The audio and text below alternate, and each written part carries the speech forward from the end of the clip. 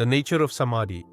The word Samadhi is widely used in Eastern spiritual literature to denote an advanced stage of meditation, in which there is a conscious experience of the self or an intense, undisturbed absorption in the object of meditation. Many gradations and subdivisions of Samadhi have been described, with different schools and religions each tending to produce their own distinctive categories and definitions. The classification generally used by Sri Ramana divides the various Samadhis into the following threefold division. SahajaNirvikalpaSamadhi. This is the state of the Jnani who has finally and irrevocably eliminated his ego. Sahaja means natural, and Nirvikalpa means no differences. A Jnani in this state is able to function naturally in the world, just as any ordinary person does. Knowing that he is the self, the Sahaja Jnani sees no difference between himself and others, and no difference between himself and the world. For such a person, everything is a manifestation of the indivisible self. KevalaNirvikalpaSamadhi. This is the stage below self-realization. In this state, there is a temporary but effortless self-awareness, but the ego has not been finally eliminated.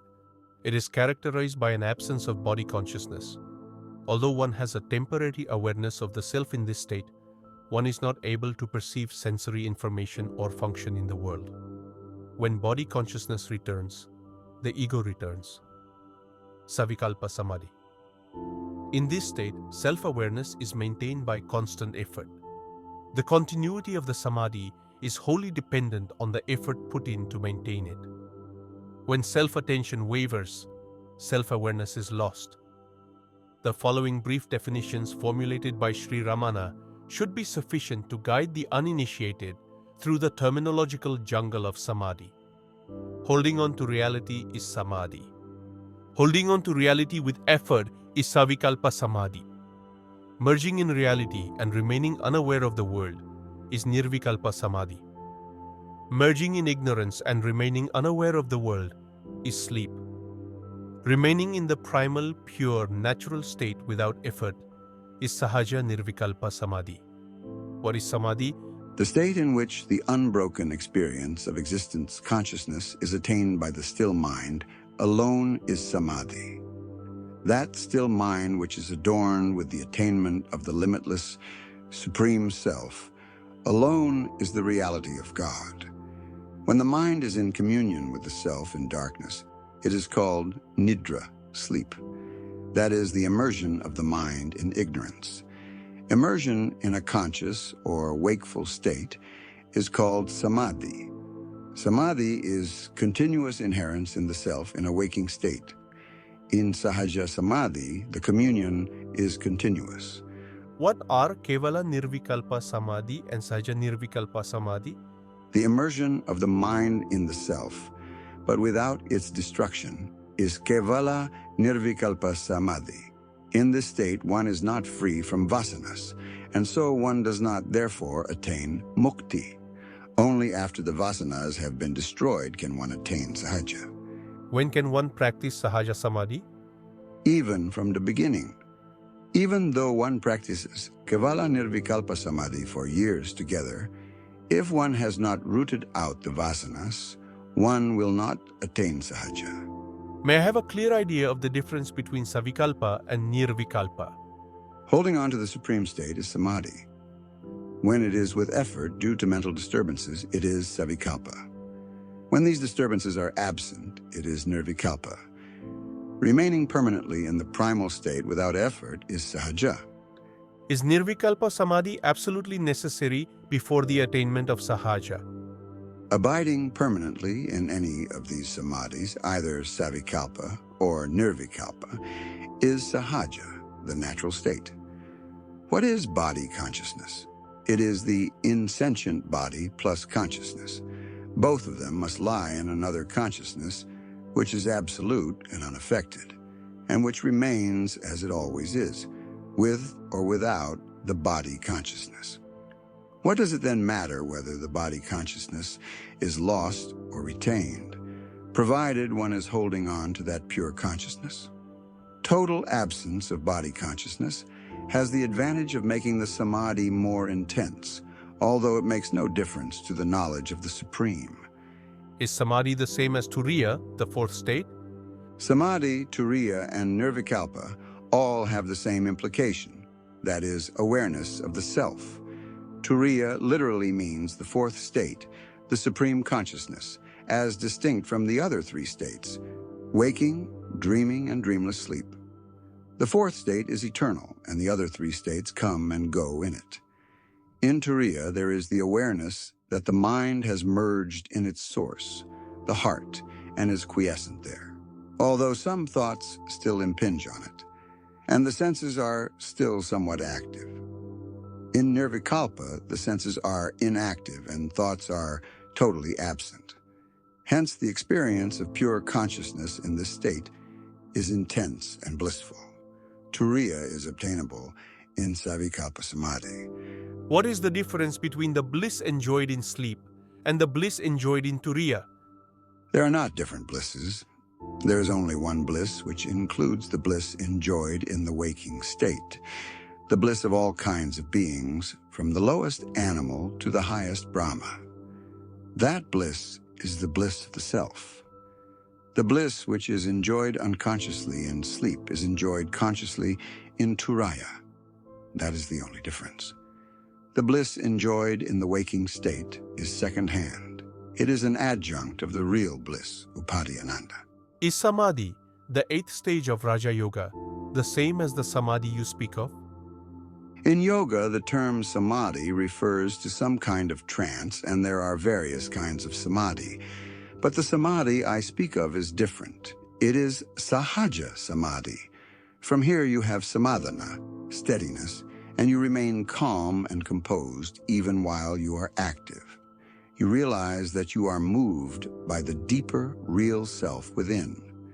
You have no worries, no anxieties, no cares, for you come to realize that there is nothing belonging to you.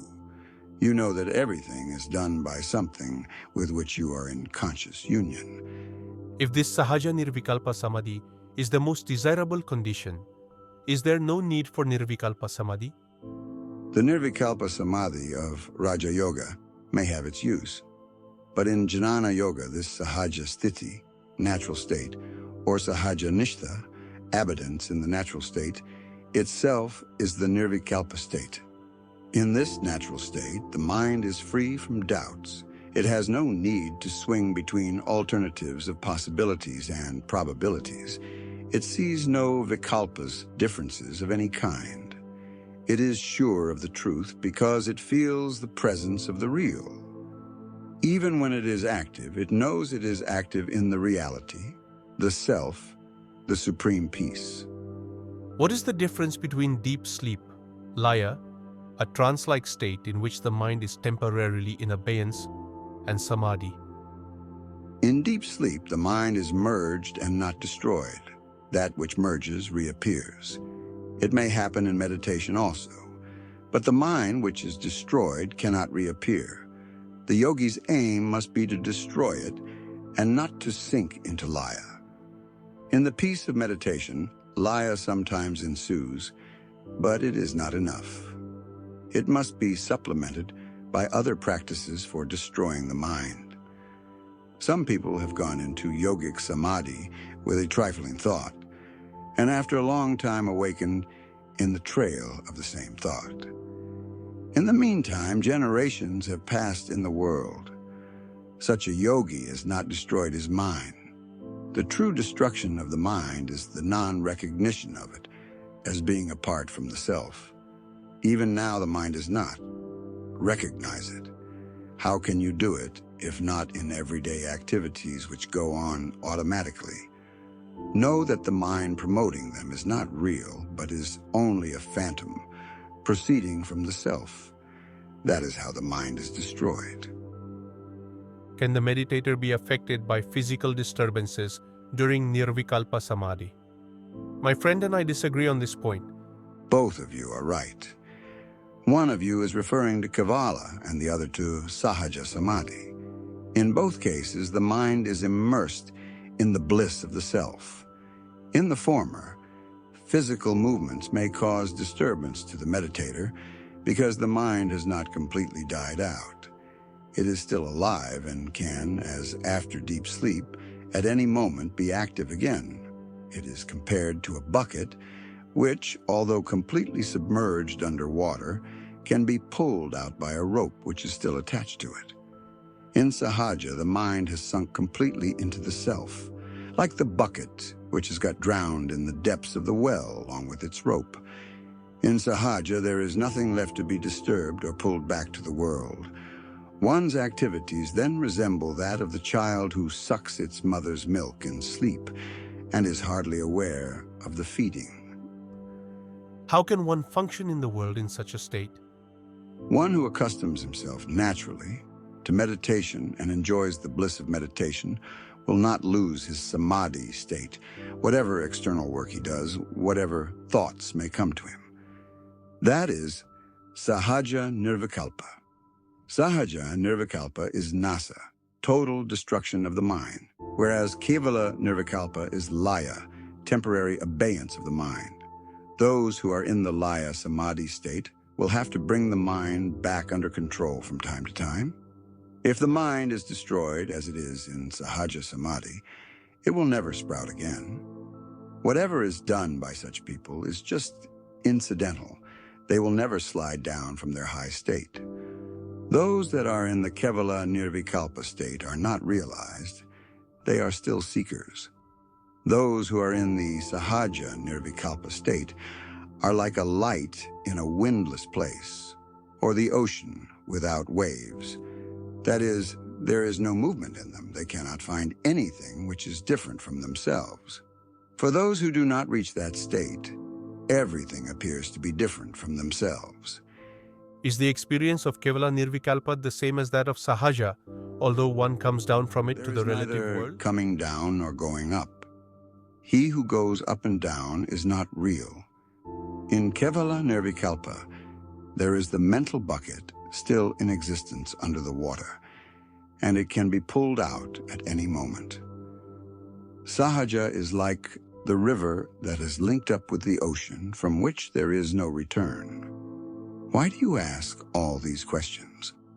Go on practicing till you have the experience yourself. What is the use of Samadhi, and does thought subsist then? Samadhi alone can reveal the truth. Thoughts cast a veil over reality, and so it is not realized as such in states other than Samadhi. In Samadhi, there is only the feeling I am, and no thoughts. The experience of I am is being still. How can I repeat the experience of Samadhi, or the stillness that I obtain here in your presence? Your present experience is due to the influence of the atmosphere in which you find yourself. Can you have it outside this atmosphere? The experience is spasmodic. Until it becomes permanent, practice is necessary. Is Samadhi a blissful or ecstatic state? The tranquil clarity, which is devoid of mental turmoil, alone is the Samadhi, which is the firm base for liberation. By earnestly trying to destroy the deceptive mental turmoil, experience that Samadhi as the peaceful consciousness, which is inner happiness. What is the difference between internal and external Samadhi? External Samadhi is holding on to the reality while witnessing the world, without reacting to it from within. There is the stillness of a waveless ocean. The internal Samadhi involves loss of body consciousness. The mind does not sink into that state even for a second. A strong conviction is necessary that I am the self, transcending the mind and the phenomena. Nevertheless, the mind proves to be an unyielding obstacle which thwarts any attempts to sink into the self. What does it matter if the mind is active? It is so only on the substratum of the self. Hold the self even during mental activities. When the mind begins to subside into the self, there is often a sensation of fear. The fear and the quaking of one's body, while one is entering Samadhi, is due to the slight ego consciousness still remaining. But when this dies completely, without leaving even a trace, one abides as the vast space of mere consciousness, where bliss alone prevails, and the quaking stops. Is Samadhi a blissful or ecstatic state? In Samadhi itself, there is only perfect peace. Ecstasy comes when the mind revives at the end of Samadhi, with the remembrance of the peace of Samadhi. In devotion, the ecstasy comes first. It is manifested by tears of joy, hair standing on end, and vocal stumbling.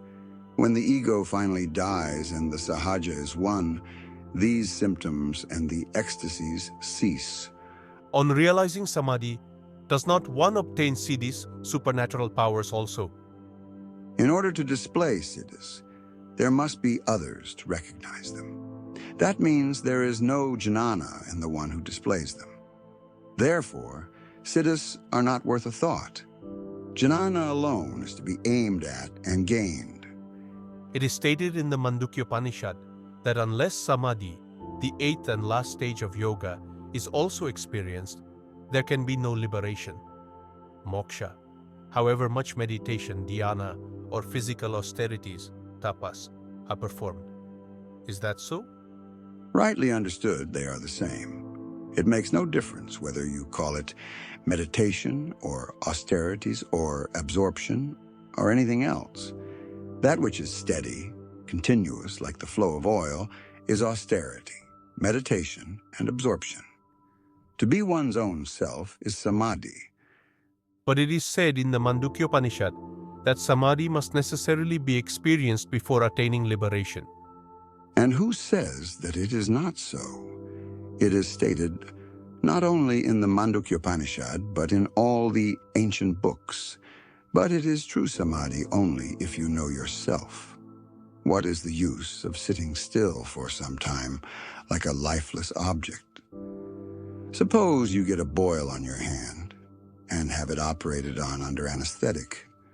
You don't feel any pain at the time, but does that mean that you are in Samadhi? It is the same with this too. One has to know what Samadhi is. And how can you know it without knowing yourself? If the self is known, Samadhi will be known automatically. Samadhi is one's natural state. It is the undercurrent in all the three states of waking, dreaming, and dreamless sleep. The self is not in these states, but these states are in the self. If we get Samadhi in our waking state, that will persist in deep sleep also. The distinction between consciousness and unconsciousness belongs to the realm of mind, which is transcended by the state of the real self. So one should always be trying to reach Samadhi? Sages say that the state of equilibrium, which is devoid of the ego alone, is Mauna Samadhi, the Samadhi of silence, the pinnacle of knowledge. Until one attains Mauna Samadhi, the state in which one is the egoless reality, seek only the annihilation of I as your aim.